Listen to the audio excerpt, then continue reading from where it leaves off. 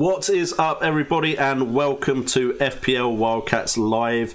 We are doing the Game Week 3 review a bit early before the last game of Game Week 3 and the Game Week 4 preview here today. We have got the original cast back. We've got Kurt back. Some will say that's good. Some will say you should have Salah. But we've got everyone back today, and we'll definitely talk about Salah because I think we need to today. But we have, of course, Nim as well and Brett here.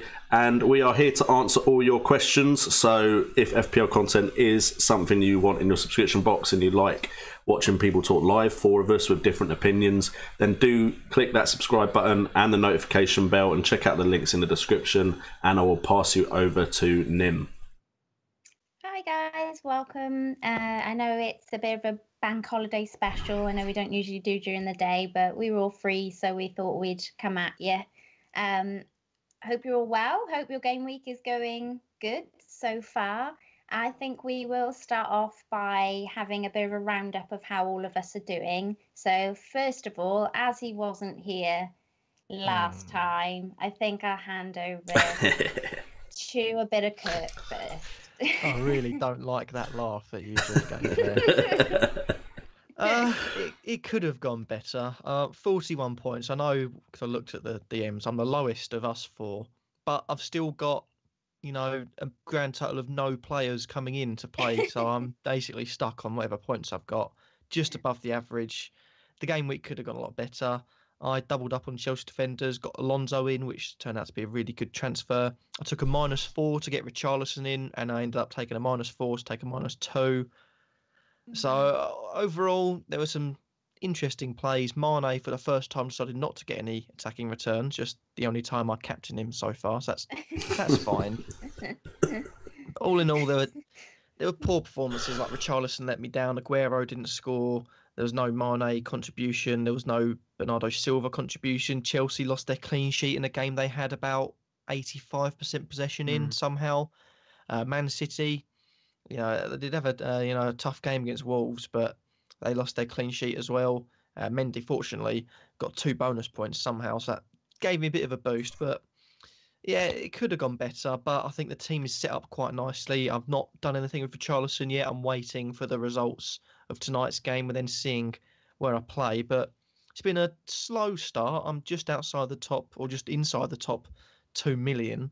But a slow start's not always the worst thing. It means I can build on that. I can't do any worse. But so far, so good. Just needs to do a bit of improving, I think. Yeah, I mean, I've been trying to reassure some people this week that I think I put out a video last season around the last few game weeks of the season last year. I rose like 1.7 million in a few weeks, just taking hits, not even using my wildcard. I don't think it was. So it can be done. So try not to panic just yet. So I'll pass you over now to Brett, and he can tell us how he's getting on. Cool. Hey guys. Yeah, so a decent game week for me. 68 points. It's not fantastic, but I think given the average and some other scores that we've seen, it's a decent week. But I suppose the fact that I activated the triple captain, it was to be expected that I would get a decent week, for game week 3. And yeah, I took the decision to triple captain Salah this game week, which was obviously a big decision to play the chip so early. And, the fact he didn't blank is a good thing. But, it's not the biggest return either, especially given he didn't get his bonus points, which ultimately cost me 6 points with the triple captain. So that was quite painful. For me, I think when you use the triple captain, the minimum you want is 10 points, therefore 30. I think anything less than 10 is a bit of a fail, really. So, I mean, at home to Brighton with Lewis Dunk missing, and given their record against Brighton, I just fancied Salah to get a couple of goals. And it wasn't to be. But I think last year I kept the triple captain all season, waited for the double game week in like game week 35 or something. And I was stuck. I was sort of forced to use it in that double game week on like Lukaku or something, and I only got 8 points from him. So I just thought I'd try something different this season and just go for it, And Salah almost got a second goal.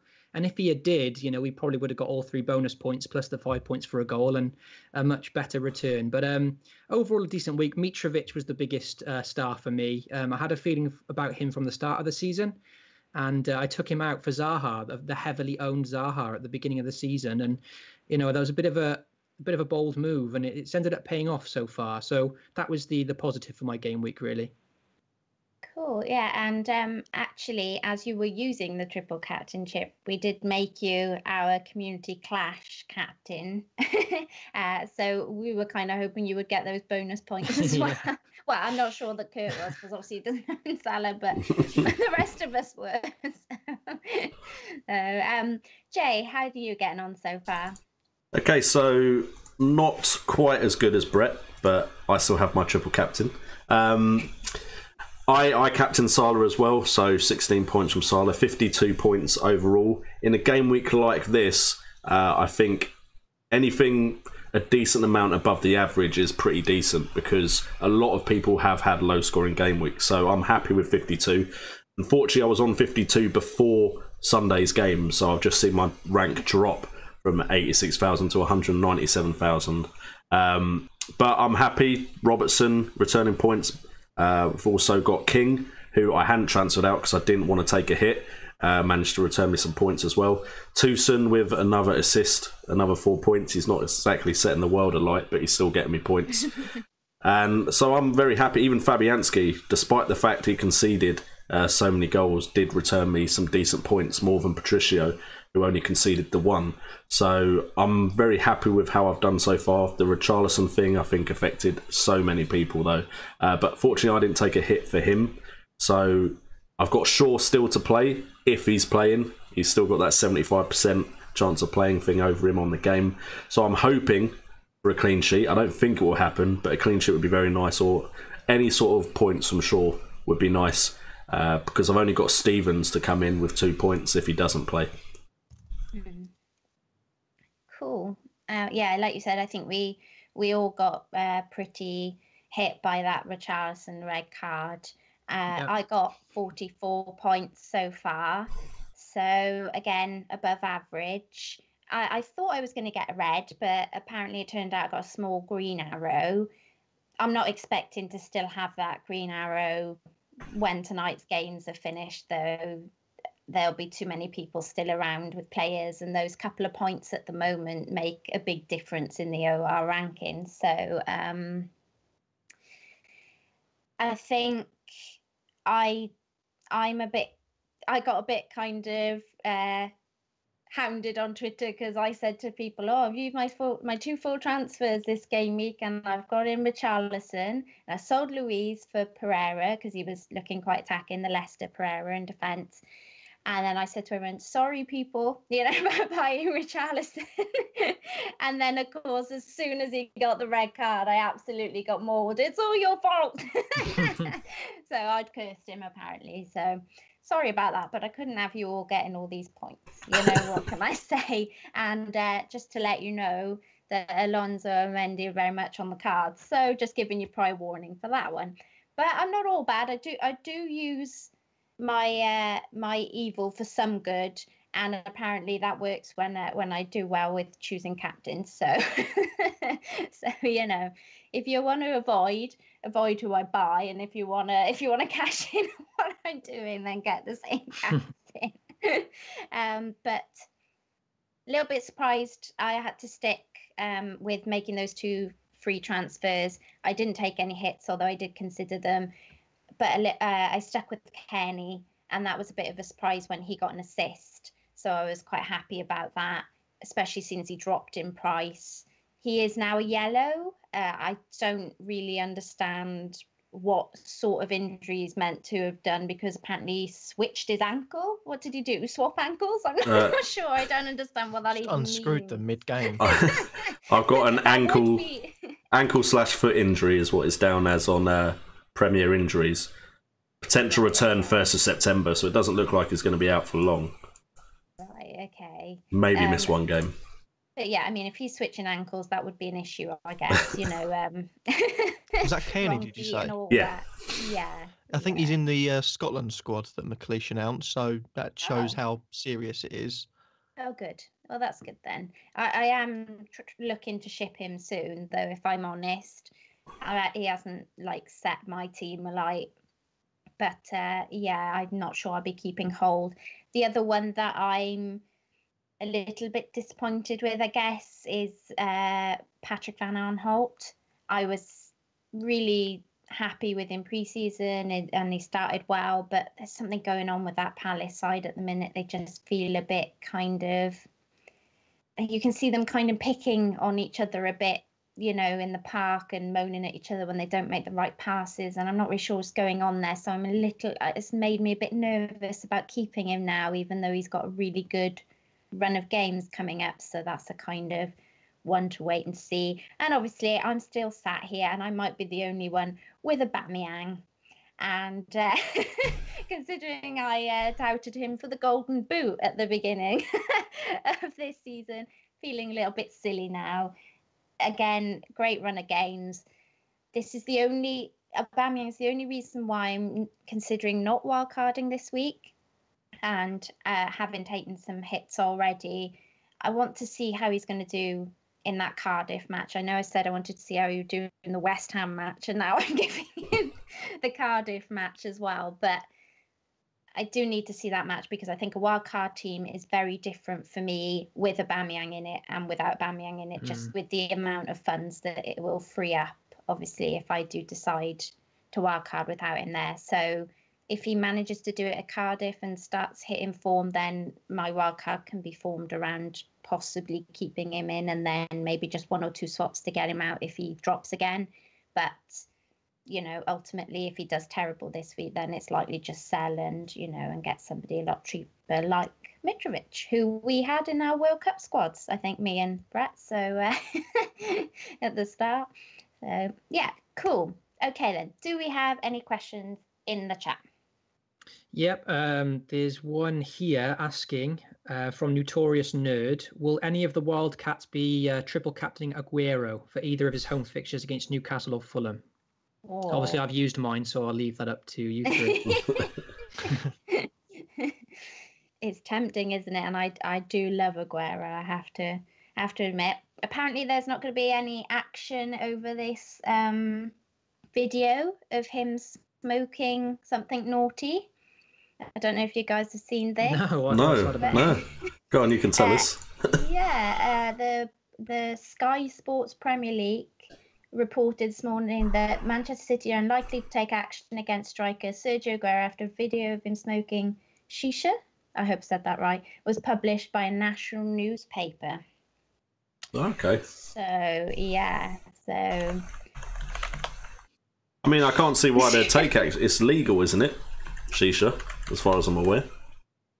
I don't know, to be honest with you. At least it's but... not crack. Exactly.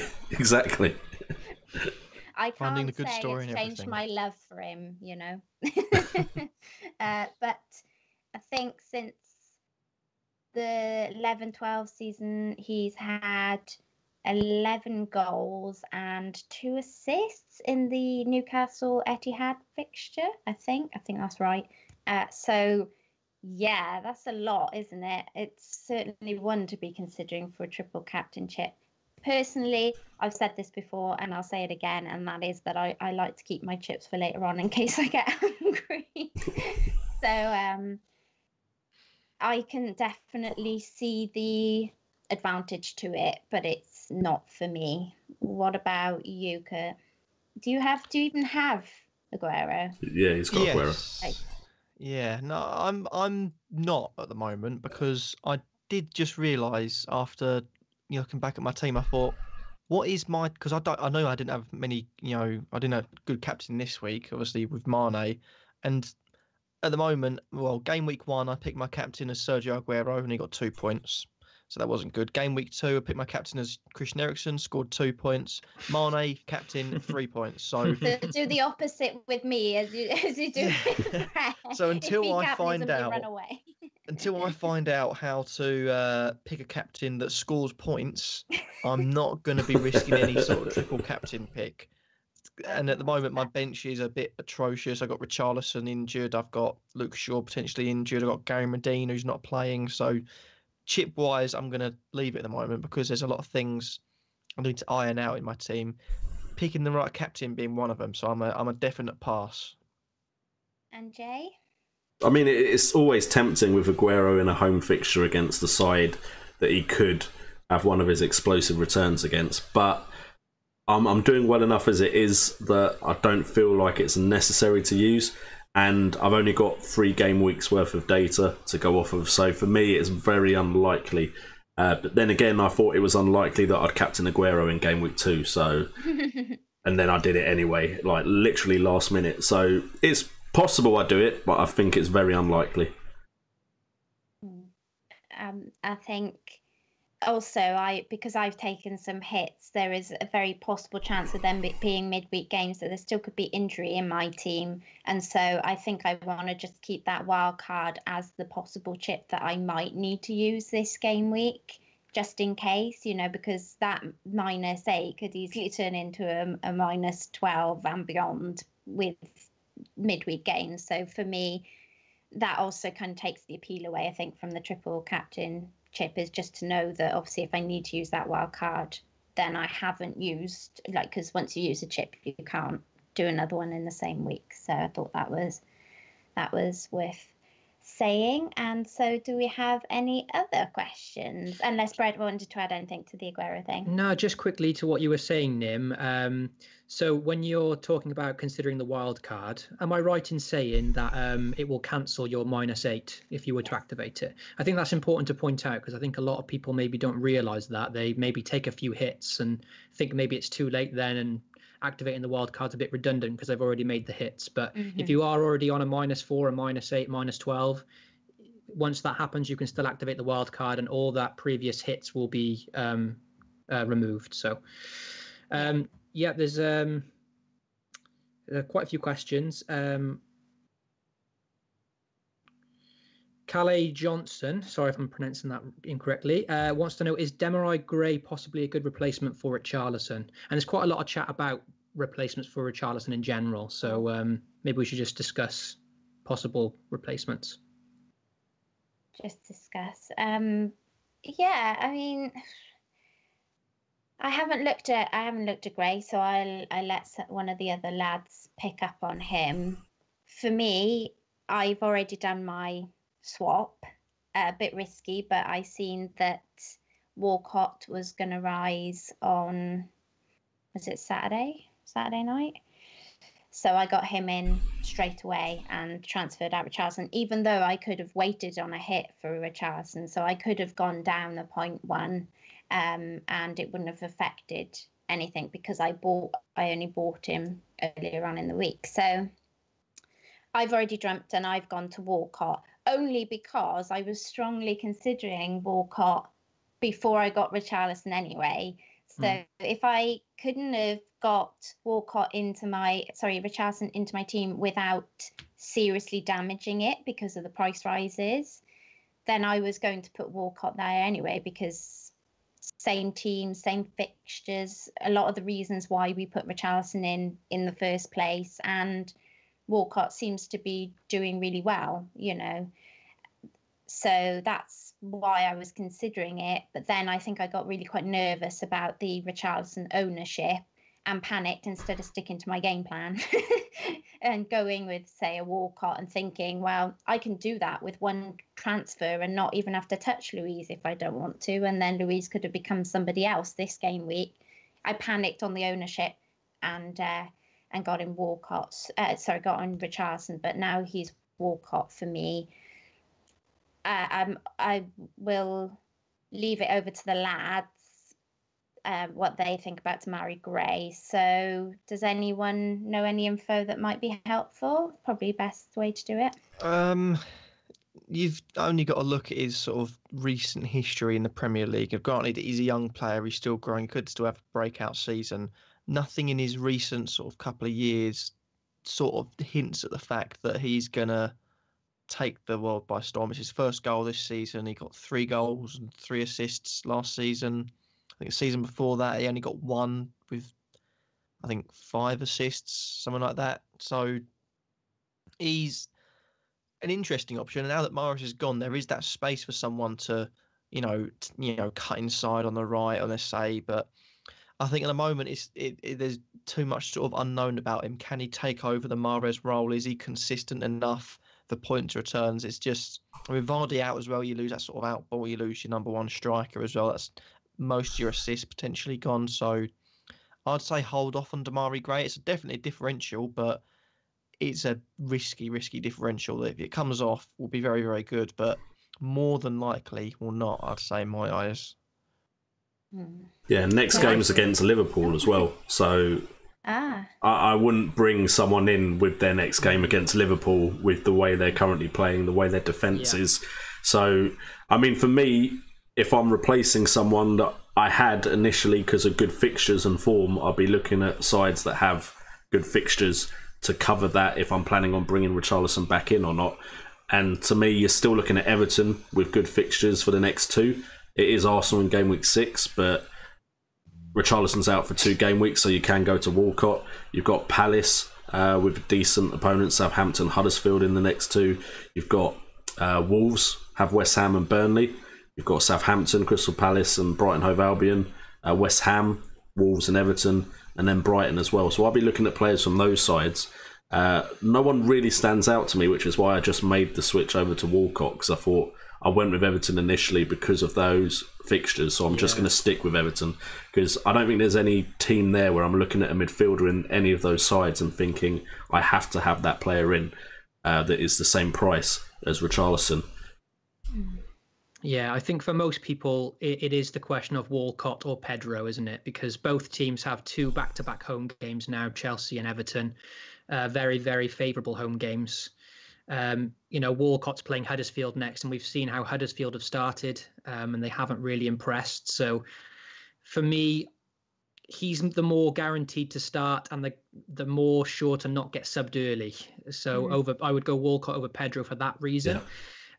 In terms of Gray, the difference with Gray is what he's 1 million cheaper. So for this person asking the question to go for Gray, I guess it depends on if you think that extra million can help strengthen your squad elsewhere. Because at 5.5, Gray's probably one of the best midfield options. Even with Vardy out, it calls on more importance for Demarai Gray, really. I think I'd be considering more of a Fraser for that amount of money though. Yeah. If I was thinking of anybody, it just seems to, when I've been watching the matches, and I just like him better for that kind of price range. But that's just me personally, obviously. So sorry, Brett. No, all good. So it's definitely a punt. And like Jay said, home to Liverpool next, 3 clean sheets in a row for Liverpool.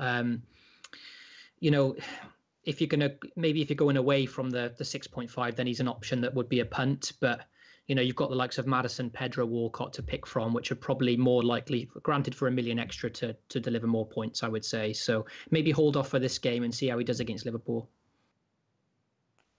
Yeah.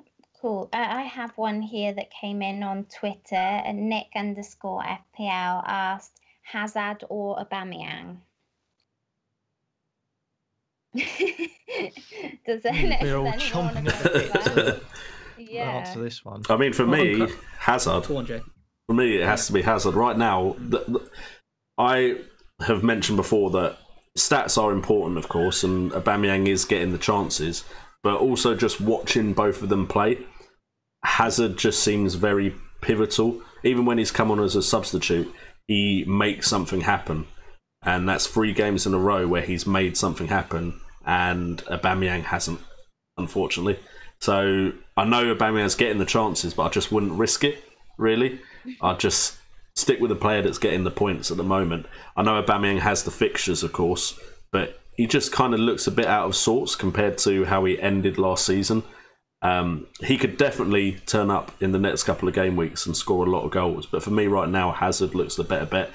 The only issue is, of course, you've still got the transfer window open for other sides. And there's been renewed talk about clubs are looking at Hazard from abroad. So would you bring him in with then the possibility of you having to make a transfer because he's gone?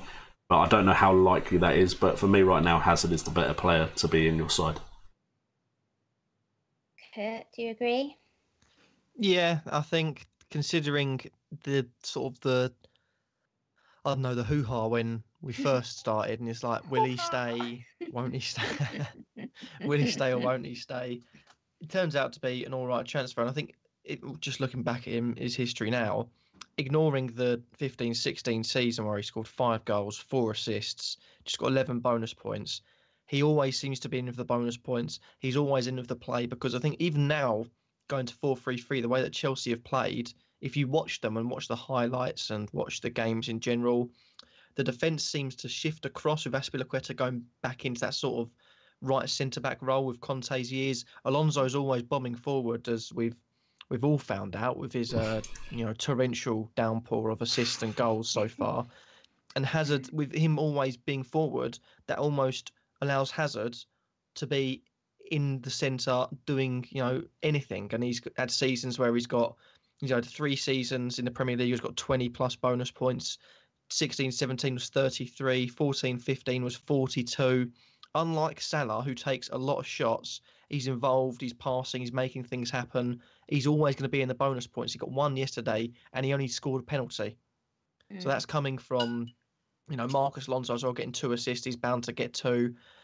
He's going to be in the bonus points the more he plays. So once the transfer window shuts, I think he becomes a fundamental pick. He looks good this season. He's come on, like Jay said, he's made things happen. And I think given that he always has that free role, when he's on point and he's feeling good about himself, he will run past anyone in the Premier League. And the only way to stop him, a bit like when Salah's on point and was on point last season, is just to take him down.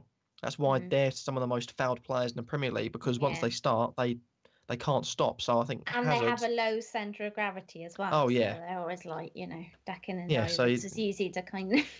Whereas it takes me about, I'd say, 2 minutes to turn around 90 degrees, let alone 180. So he's already gone past and scored a couple of times. So for me, Hazard is an essential. Once the window shuts, it should be essential now. But once it's confirmed he can't leave until at least January, he's one of the best midfielders or point scorers in general out there. Okay. I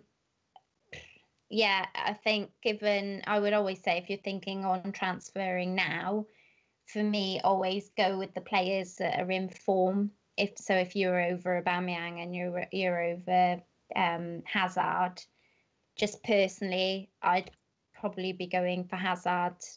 Everything the boys said is completely right, but also I always try and go with form of the season you're in now, and he's doing well so far. So anything to add to that, Brett?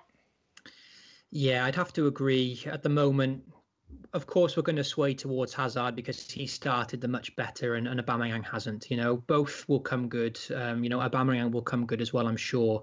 But in the next 2 fixtures, I mean, probably I feel more positive about Aubameyang coming good because I don't own him. Now, if I did own him, I'd probably, it's much easier. Yeah, imagine going through 3 weeks of having an 11 million player that's done nothing for you. Of course, yeah. That's obviously got to be tough. Going back to the obvious, Chelsea have got the 2 home games next. Arsenal's fixtures are favourable too, but they're 2 away games. And their away record last year wasn't brilliant. So I think Hazard's maybe the safer option on penalties. An extra point for a clean sheet, an extra point for a goal, and just in better form in general. So he's probably the safer choice. But you're always going to be taking that risk because Aubameyang could explode at any time too. So you can only have one of them. Both are good choices for me. Okay, cool. Well, I think Kurt touched upon it slightly. So we had a message from Renegade Master. A bit of a noisy tune there. Premium defenders are once again proving their worth. Is having at least 2 from Alonso, Mendy, Robson essential for any team? Discuss. Jay, I'll let you go first. Okay, so for me, I think 2's probably the perfect number right now. With team value not at its highest, I think it's a lot to spend it's probably 6.7 now for Alonso. And then you've got 6.2, is it now for Mendy? And 6.3. Then 6.3. And then has Robertson gone up as well? He's 6.1. Yeah, so that's a lot to spend on free defenders. Now, I suppose if you get those free defenders in, you don't have to worry about your defence for the rest of the season, as long as there's no injuries. I just, looking at the stats for all the defenders though, I'm looking at Alonso, and for me, his stats aren't quite as good as Mendy's. I know he's scored more points at the moment, but 2 assists from penalties. Watching the games, I think Mendy just gets forward even more so than Alonso. I think Seri probably wants Alonso to get forward less, and it's just not happening.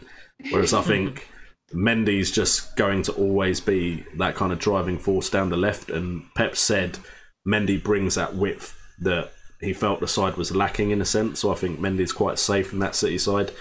For me, maybe potentially Robertson isn't necessary because Alexander-Arnold has looked good at 5 million. So there's another option in that Liverpool defence. Whereas I think if you're looking at Chelsea defence and Man City defence, there's 2 clear better options. They're the 2 best options, Mendy and Alonso. Whereas the question about Alexander-Arnold, 1 million plus less, he doesn't have to get as many points as Robertson for you to be able to bring in someone better somewhere else that could kind of bridge that gap of points difference if Robertson outperforms Alexander-Arnold. So I think 2 is necessary, but I think Liverpool may be the place where you don't need Robertson and you could get away with bringing in someone else. And of course, we still have tonight's game to come, so you could possibly throw Trippier into the mix of all of those as well. But for myself, seeing the points from Alonso this season and going back to the form points, 11 points, 13 points and 11 points in the last 3 game weeks, I had to get him in. It's simple as that. I do have Robson and I have Patrick Van Aanholt. I did get Pereira last game week. It didn't cost me anything to get Pereira last game week apart from a free transfer. And I did consider shipping out Robson or PVA for one of those spots, but I decided to give PVA a bit longer, and I think Robson might become Mendy for me. So based on that, I made Pereira Alonso. So I've definitely gone back. But I think 2 is good. I possibly with Jay here, if you've got 3 at the moment, you seem to be, happy days. Really, let's be honest. Let's be honest with you. But will it stay that way?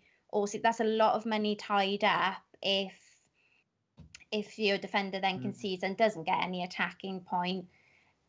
But for Alonso, 30+% own now, I think, and just going back to previous seasons as well, I just kind of, for me it was a must. But I really am. Mendy is the next person on the wish list for me. So go on, Brett.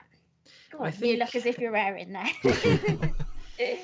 Yeah, it's I think for the people who have used their wild card and have now got Robertson, Mendy, Alonso, I can understand exactly why they've done that. And I'd be lying if I said I wasn't tempted too. The only issue is getting those on your wild card, like you've just said, Nim. It's like once you've spent that money and you've used the wild card and you've got all that money locked up in defence, if one of the big boys like Aubameyang or Kane or any player that you've had to sacrifice to afford those comes into question, that's where it gets a bit worrying. Now, if you've already gone with Robertson and Mendy from the start and you just need to bring in Alonso and you've still got the wild card in case you need to free up that funds later, then that's the ideal situation. I might even go that way and use my wild card this week and bring those 3 in. I might do it. But once you've used the wild card to get those in, like I said, you've locked up that money. So that's a bit of a concern, There's still such a long way to go, isn't there? There how is. many weeks is it until Christmas still? I think somebody said the other day, it's still 10 plus, I think. Which 18 Mondays. Oh. Saw it on Facebook this morning, apparently. Someone's counting down. I can't wait. Knocking my microphone everywhere. Santa's coming. Sorry. Okay, guys, do you have anything to add to that, Kit? You've got quite an expensive defence, if I remember correctly. You have Aspilicueta and Alonso.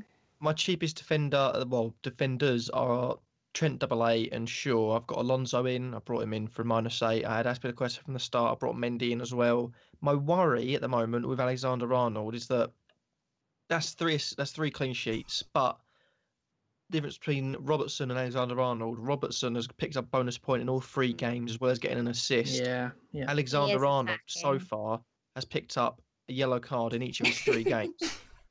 So he's got 5, 5, and 5. Which, to be honest, if he takes the 1 game suspension, hopefully gets rid of it, he's still getting a lot of points for a £5 million defender. But the £6 million at the moment is a bit of a price jump, but it's ended up being worth it because there's extra points there available. Even just excluding the yellow card, that's an extra point. And that, with the yellow card there, you basically ruin yourself of any potential bonus points. But whilst they're scoring, they're lovely. But if they stop scoring and stop getting assists and they lose their clean sheets, they're pointless. So it's about the fixture. You heard it first, Kurt. Defenders are pointless. I mean, you've got to look at fixtures as well. I mean, there's no point potentially bringing in outside. Let's say Alonso, for example. Let's say you're looking at bringing in Alonso, and you've got a run of fixtures. He's not got a bad run of fixtures. Luke Shaw. Let's look at Luke Shaw. No, let's just say they've got like an Arsenal away, Man City, and they've got Liverpool to play, Tottenham to play. If they've got a bad run of fixtures, there's no point bringing them in because the likelihood is they'll lose their clean sheet points. It'll be harder for them to get attacking returns. So wait until the right time. Don't feel pressured into getting them because they're not going to go up too much. But yeah, that's all I've got to really say. I think for Trent, I do agree with what Jay was saying a bit because, especially with Liverpool's fixtures coming up, Robertson is the one who has the very, very difficult fixtures now. Alonso and Mendy, the two, both back-to-back home games. Man City have exceptional fixtures now until game week 8 or something. So Mendy's essential. We've seen how far forward he's getting. Alonso has the 2 back-to-back games as well against Bournemouth and Cardiff, and we've seen him return attacking points in all 3. Now, Granted, Robertson, you could argue, is essential as well, the way he started the bonus points, but his fixtures do get a lot more difficult now. 2 back-to-back away games, and then, they're playing Man City, Chelsea soon. I think the story with Trent would be a lot different if he had put one of his chances away in the last game. Exactly. And he almost scored twice. And if he had scored one of those, everyone would be saying, oh my God, he's worth maybe the million downgrade. It's much easier to say Trent isn't worth it because Robertson started so well. But if Trent does put a free kick away, or he's, they're both attacking. So there is a case for Trent. There is definitely a case for Trent. If we're thinking not so much attacking and we still want Liverpool, then I guess there is a case for Alisson as well, as your Liverpool defence. But obviously, as you just said, bear in mind their fixtures get a little bit tougher now compared to some of the others. They do. Okay, so I had one here from Herbie Hind. Is getting premium strikers value for money? Apparently this week strikers scored was valued at 7 million or under. So I guess this kind of feeds into what we were saying about Aubameyang earlier. But Does anyone have anything else they'd like to add to that? All I can say is I'm very happy with my premium price striker at the moment. And that's purely off of Game Week 2. So I think there's definitely room to have one.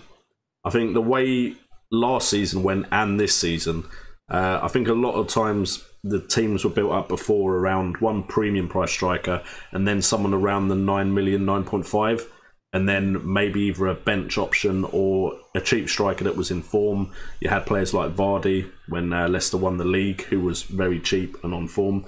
So that was how it used to be done. But last season, the points seemed to be in midfielders, especially attacking midfielders. And so for me, especially if you also already own Salah in your midfield, can you really afford having 2 expensive strikers?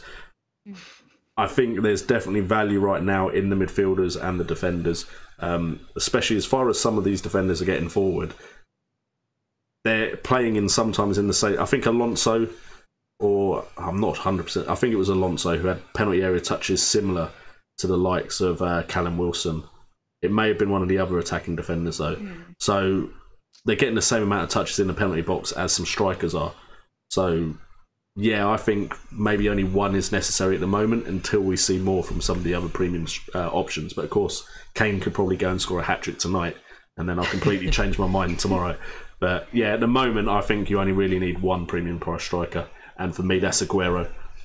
Yeah, absolutely. I can't agree more. Aguero is the one player I've had to bring in this game week. I got lucky. I feel I was lucky against Wolves because he hit the bar, hit the post. so heavily owned, and with their fixtures, Aguero is absolutely essential for me by the looks of it.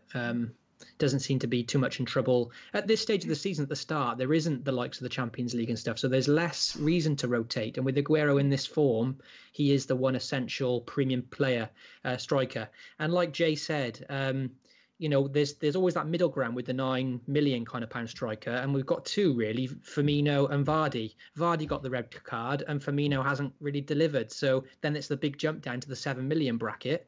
Whereas there's a lot of good value at the moment. Okay, Zaha hasn't hit the ground running, but he's got 2 goals. Very good fixtures. Mitrovic is I think the highest point scorer for forwards at the moment. So there's a lot of good value down there. Ings provides good value, and yeah. So I think for premium, Aguero is just the only essential one.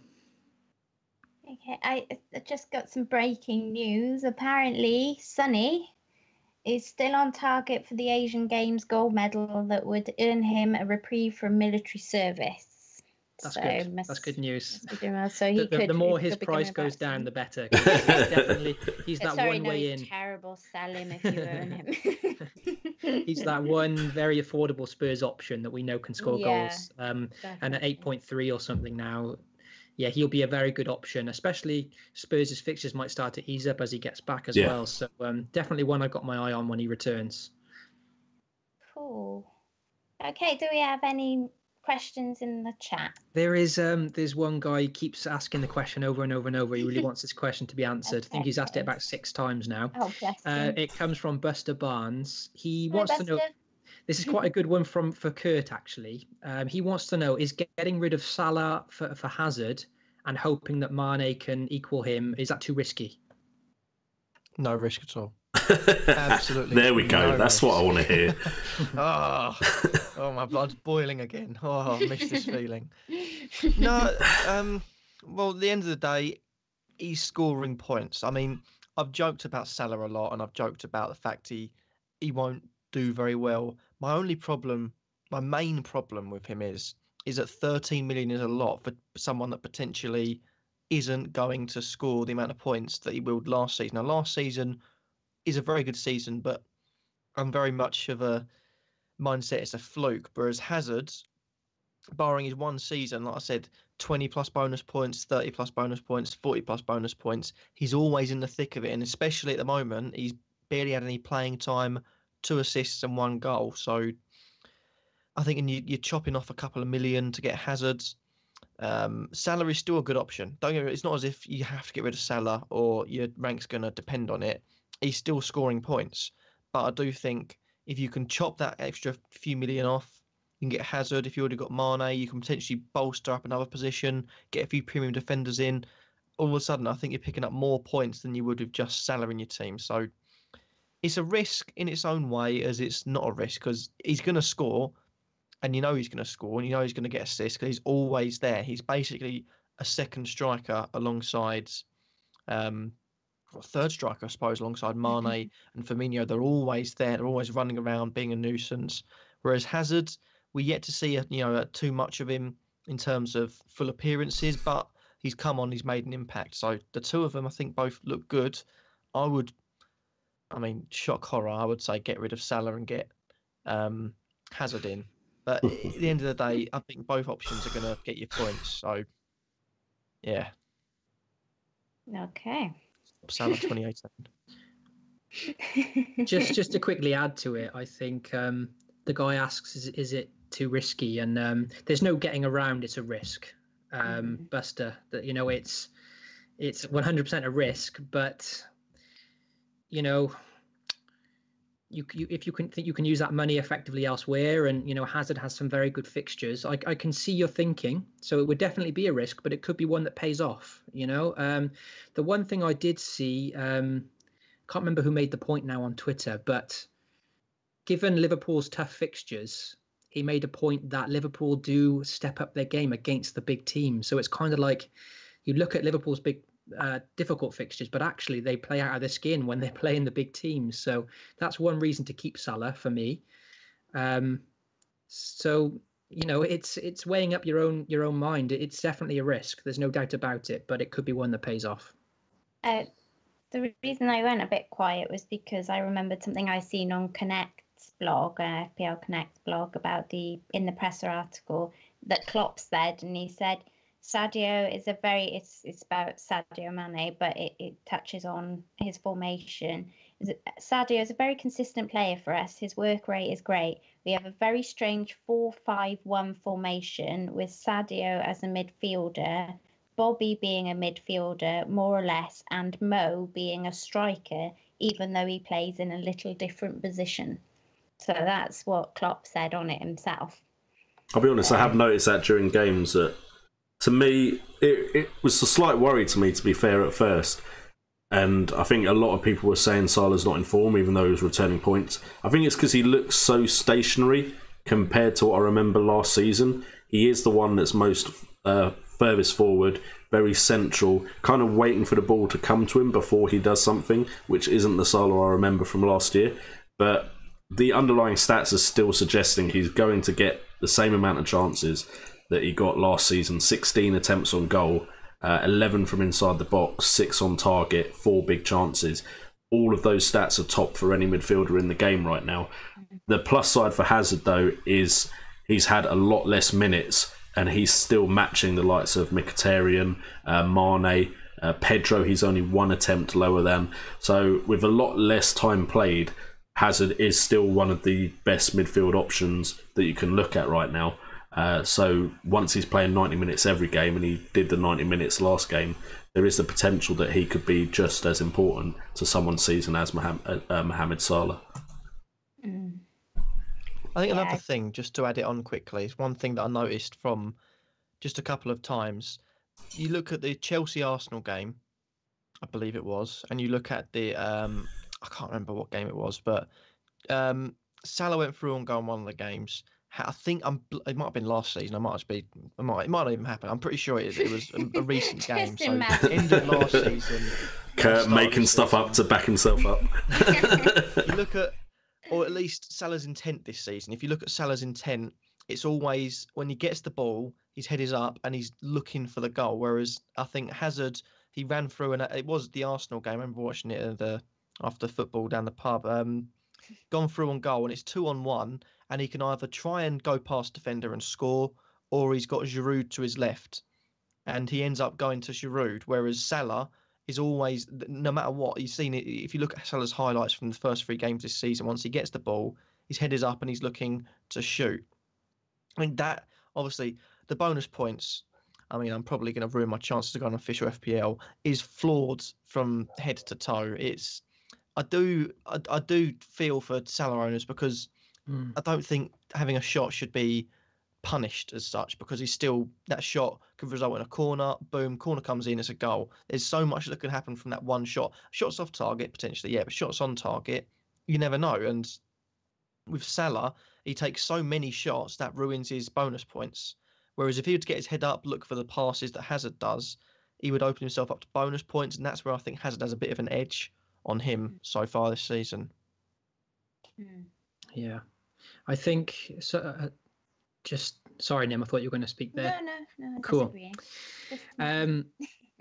Yeah, for me, when I go on Twitter and I see some of these I'll see an amazing team, and I'll think, wow, how have they built that team? They've got everyone, and then I think, they haven't got Salah. Right, that's how they've put together such an amazing team. They've got Kane, Sterling, Hazard, like an amazing midfield. So it is tempting when you can see what you can build without him. There's no doubt about that. And I'm in a position where I'm very likely to wildcard this week. I don't know for sure yet, but I'm very much considering it. And the temptation is there, when you think of the team you can build without Salah. However, I've just gone 3 game weeks without owning Aguero, and to watch the games when you don't own Aguero, and you know that everyone else has got him, and you know every goal is going to hurt you, it's almost not worth the stress. And at any moment, if you take Salah out and he does explode, which we know he can do, he's already got returns in every game, let's not forget. All 3 game weeks he's delivered. It's just going to be too stressful not to own him. So even if I thought for a second, I'm going to put together this amazing squad without him, I'd be so annoyed at myself if I was sat there watching a game now, not owning Salah. I'd think, how have I got myself into this position now? Because it's just not.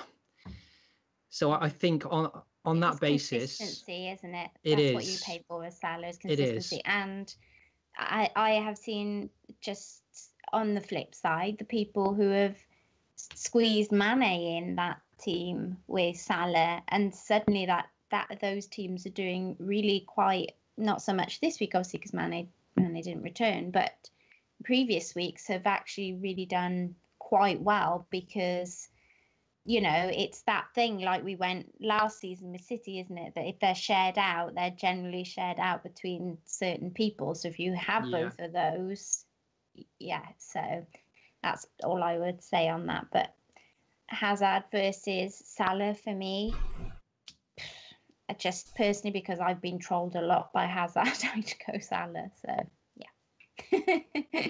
there's not many stats in that, just that I've been hurt so many times. Yeah, okay.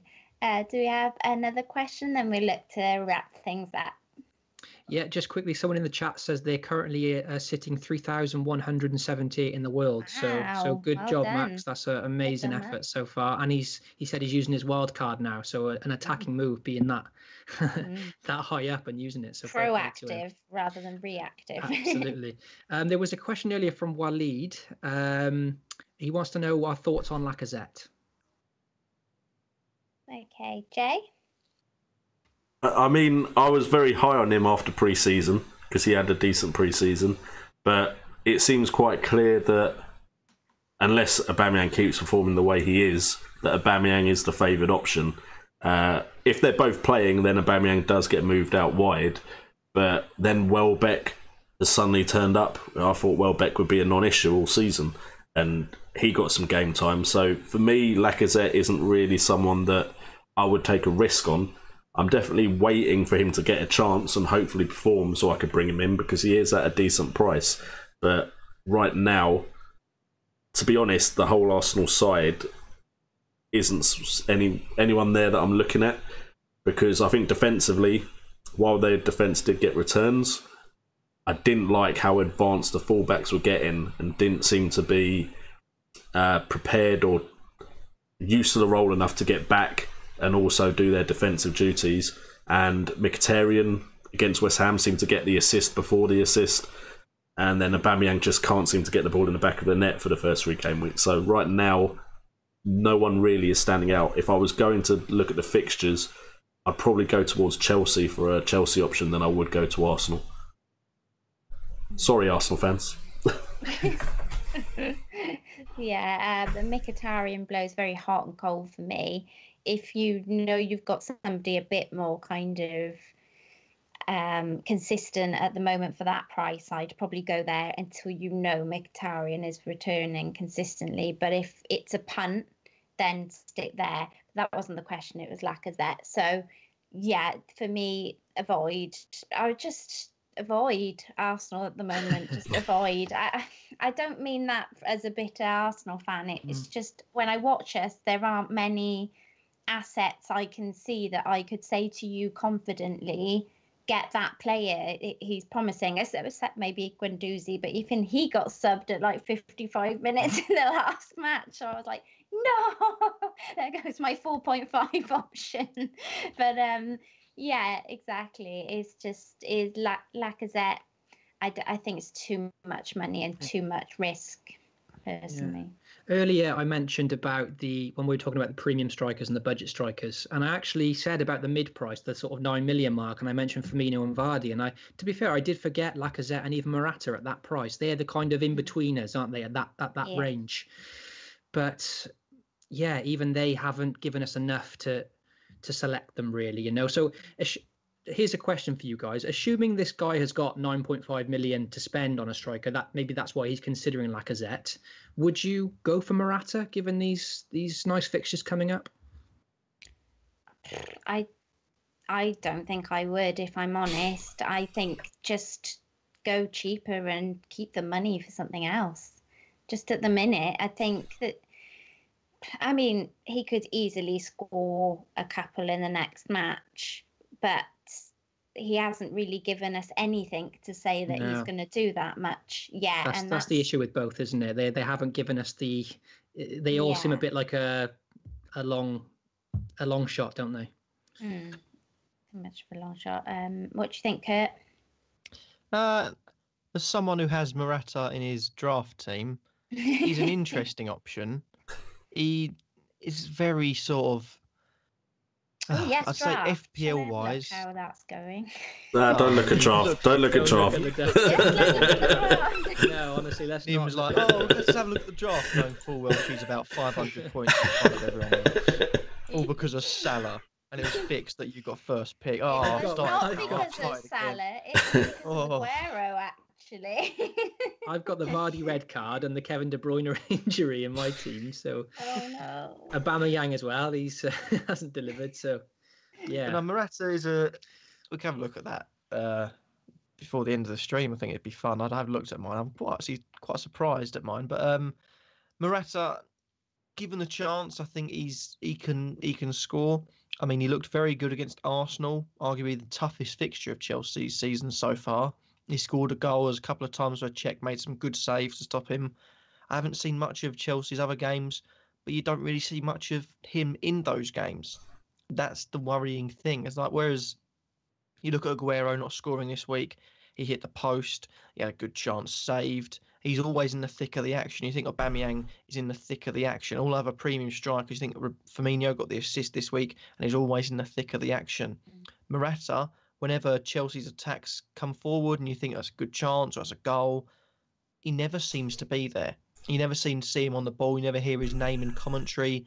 That's at the moment where I fear with Chelsea, Morata, that he just needs to be getting on the ball a bit more. A couple more, I haven't watched Newcastle game back yet. Maybe he had a lot of shots, but he just needs to be in the thick of it a bit more, getting himself involved, and potentially then he could be a bit more of an option. But for now, I did like him at the start, but I don't see him as too much of an option at the moment. But Welbeck's goal at the end of the week, Welbeck's goal where he took on the entire team and scored from about 500 yards out, phenomenal goal.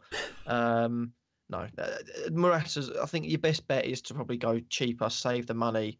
Even if you've got 9.5 in the bank, you go for someone like Zaha, you've got, or let's say Mitrovic, you've got 2.5, 3 million in the bank potentially. That, let's say you've got a midfielder like Sigurdsson, you want to upgrade in the next week, you can upgrade him for someone like Hazard. So it comes around. I think there's no point always spending to your absolute maximum. You can keep that money because then you can reinvest it elsewhere without taking a hit. So your options are varied, I think. Jay, would you like to add anything? I mean, for me, just both Arsenal and Chelsea are kind of, they're new projects, new managers coming in. So to take a player from a new project where the players have to get used to a formation, a new tactic, I'm only going to take the players that I'm watching and thinking they're going to score points. And for me at the moment, it's only Hazard and Alonso. There's no one I'm confident in the Arsenal side. And things could change. Players may not suit the system. They're being given a chance to play. They may get taken out because they're not doing what the manager expects them to do. So for me, I have to say Morata right now is someone I can't really look at. Even if the fixtures are good, there's just players in form, either playing for managers they've already played for, so know what to do, know what to expect from them, or players just in better form in the sides that are new projects for this season. So to me, none of the 9 million, 9.5 million strikers look worth it right now. Yeah, I'd have to agree on that. And just I forgot to reiterate before, I think that, Morata did get hooked off, I think, for Giroud around the 60, 70 minute mark. And there's always that worry, isn't there? That if he's got 60 minutes to perform and then he'll get subbed off if not, and it's never nice owning those kind of players where you think, well, he's only got 60 minutes to score. Otherwise, the other player's going to come on, So that's always a worry as well. And you could argue that with Lacazette because there are a lot of options and Emery is still experimenting with this team, So for that kind of money, neither of them are going to heavily punish us, in the next game. Even if they did start and bag 2 or 3 goals, they're not heavily owned anyway. So I think we can afford to wait and see with those ones. Yeah, definitely. Well, since we mentioned the draft, then I'll just update you. Oh, God. Yeah, why not? not? You know, I've had a look. I don't mind mentioning it. Jay is on 32 points, 110 in total at the bottom of the league. And then I have Ericsson and Kane to play, just saying, tonight. Yes, you do. You Holding do. it up. Please. I didn't actually care about this match until just now. Now I'm like, please, Kane, please. Now you know why we didn't do this later on. And actually, you might want to be worried, Brett, because he's only a point behind you. Okay. I've got This Davis and game Trippier week. to play tonight. So- I've got the okay, premium okay, defence. The premium defence. You're on 121 points. And then Kurt's under 152 points so far, and he got 26 points this game week.